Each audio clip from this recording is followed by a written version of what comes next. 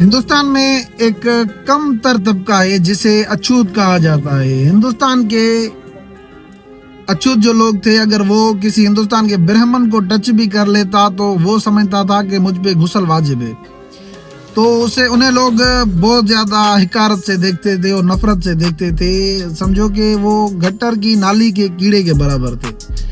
تو اس زندگی سے وہ تنگ آ گئے زیادہ تر لوگ۔ تو اس کے بعد جب پارٹیشن ہوا تو وہاں کے جو اچھوت تھے زیادہ تر وہ سندھ میں چلے آئے، اور جب سندھ میں آئے تو انہوں نے خود کو سید کہلوانا کچھ لوگوں نے شروع کیا، تو کچھ لوگوں نے مختلف کمیونٹی میں اپنے آپ کو ڈیوائیڈ کر دیا۔ تو کوئی بھی مہاجر ایسا نہیں ملے گا آپ کو کہ جو کہے کہ ہماری پراپرٹی انڈیا کے فلاں اسٹیٹ میں ہماری حویلی ہے یا بلڈنگ ہے۔ اور دوسری طرف جو ہمارے سندھ کے جو ہندو تھے انڈیا گئے تو ان کی پراپرٹیز آج بھی سندھ میں ہے، سکھر، لاڑکانہ، نواب شاہ، کراچی، اور سندھ کے ہر شہر میں ان کی حویلیاں، ان کے گھر، ان کی زمینیں ہیں۔ اور جبکہ مہاجروں کی کوئی بھی وہاں پہ حویلی یا کوئی بھی پراپرٹی وغیرہ نہیں ہے۔ اور آپ گوگل کر سکتے ہیں کہ تقریباً سندھی جو ہے انڈیا میں 1% بھی نہیں ہے انڈیا کی آبادی کے لحاظ سے، پھر بھی سندھیوں کا انڈیا کی جی ڈی پی میں تقریباً 36% ان کا حصہ ہے۔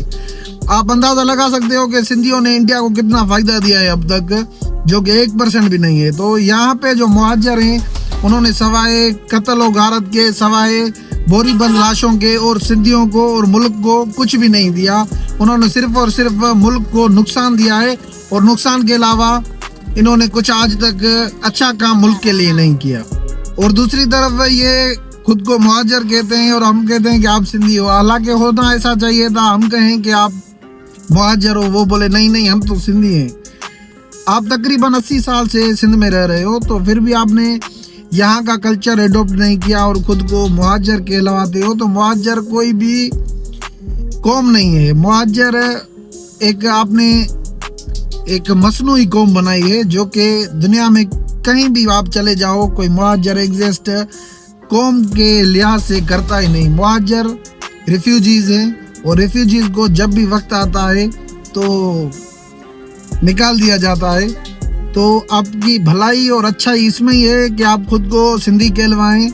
دوسری صورت میں فیوچر میں یہ آپ کے بچوں کو اس کا خمیازہ بھگتنا پڑے گا، اور آپ کے لیے یہ زمین تنگ ہو جائے گی، یاد رکھنا میری بات۔